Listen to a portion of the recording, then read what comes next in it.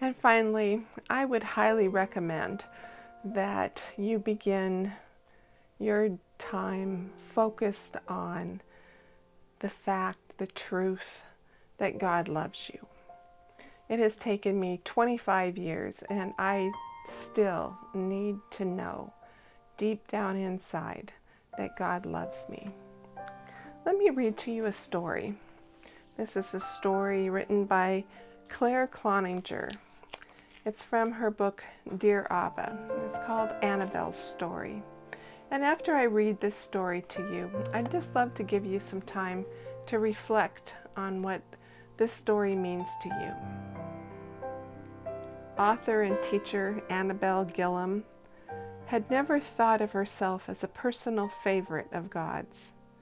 Being a performance-based person, she could believe John 3:16 for us, the great masses of humanity, but she could not believe that she had done anything spectacular enough to earn God's special attention.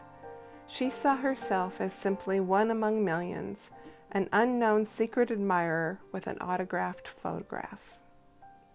Then one day, as Anabelle was preparing to send her beloved son Mason, a profoundly disabled little boy, back to the state school for children, God showed her something that would change her life forever.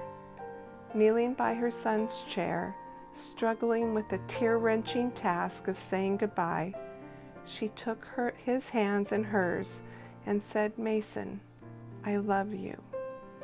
I love you. If only you could understand how much I love you."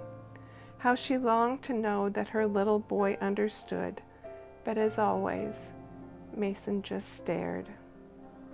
In that emotional moment, God spoke to Anabelle. "Anabelle, you don't look at your son and turn away in disgust because he's sitting there with saliva drooling out of his mouth. You don't reject Mason because he doesn't perform for you. You love him, Anabelle, just because he is yours. Mason doesn't willfully reject your love, but you willfully reject mine. I love you, Anabelle, not because you perform for me, but just because you're mine." It was as though spiritual light bulbs flashed in that moment. Suddenly Anabelle understood that she didn't have to do anything for God to win his love. She only had to see herself as a favored and favorite child.